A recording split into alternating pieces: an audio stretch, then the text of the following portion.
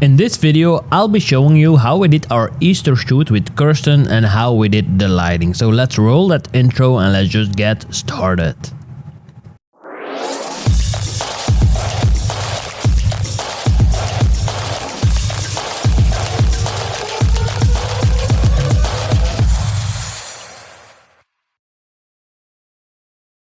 Hi, I'm Gunther. I'm a Belgian photographer and retoucher. In this video, I'll be showing you how we have created these kind of images with Kirsten, how we used the smoke and how we came to a final image.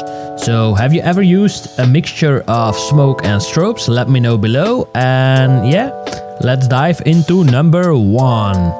How did we get to this concept video ID?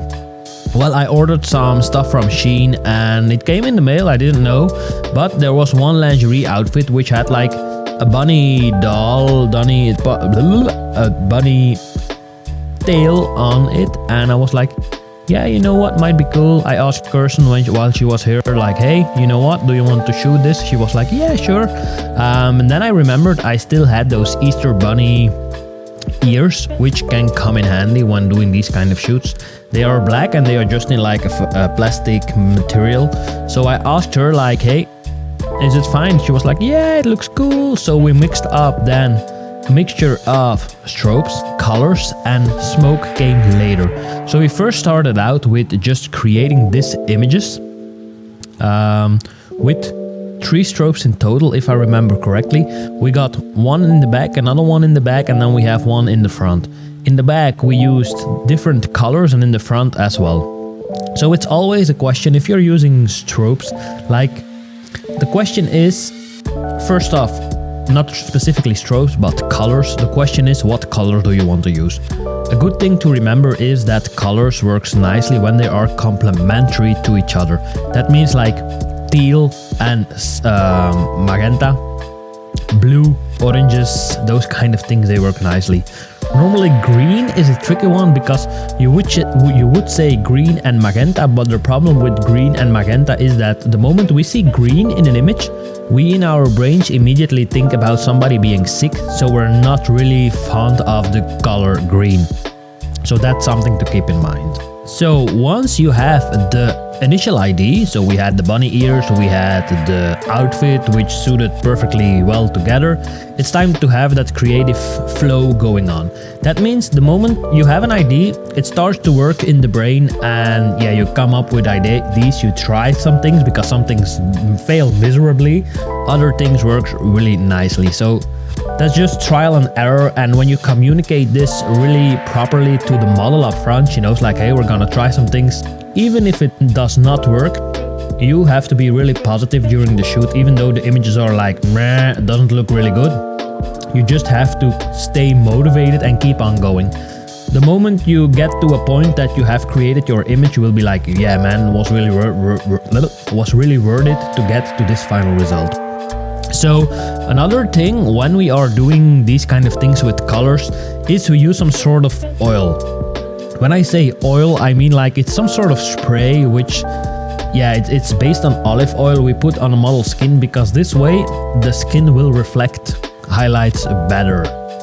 And when we say highlights, I don't mean like, I don't know what, but it means that the brightest part in the image will be brighter than what it normally should be without oil. So let that sink in a moment. So the brightest part in the image will even be brighter than without the oil. That means you have to really watch out for those highlights that might be blown out. So be sure to check that, because that's really important. If the highlights are blown out, you can still recover them with a raw conversion software like Capture One, but it also might not be possible. So keep that in mind, especially when shooting raw. There's always a fail-safe. If you're shooting JPEG, you might lose the detail in the highlights, and that kinda sucks. So yeah, keep that in mind.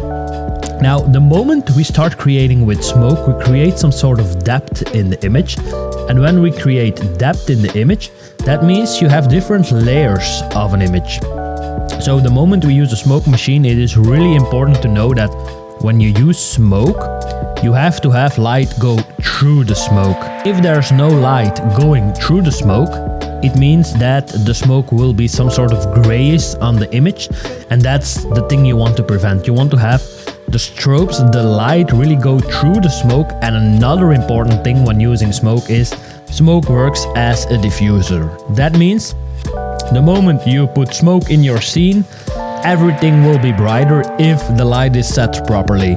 So when we place the lights, we should make sure that we aim them to the model to have that nice edge light, but it also colors our smoke. The more power you put in the strobes, the more you will probably see the smoke.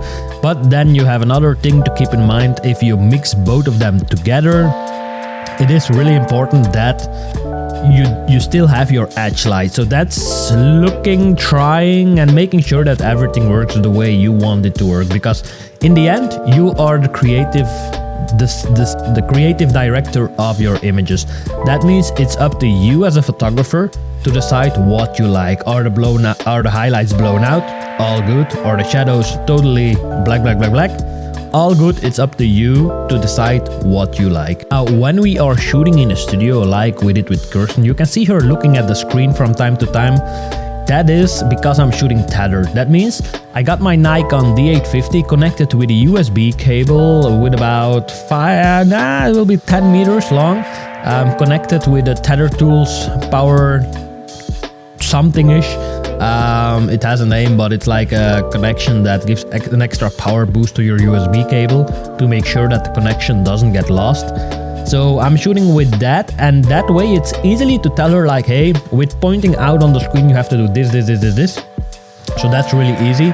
Another thing to keep in mind is when we are using a screen, she can immediately see the results, so she will build up confidence during the shoot. That means she will look at the screen and be like, oh, it looks really nice. So she will be really motivated to keep on creating images.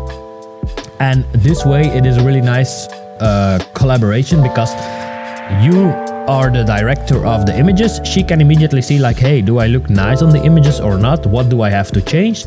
If something is not working, we can immediately adjust on the spot. The same with lights.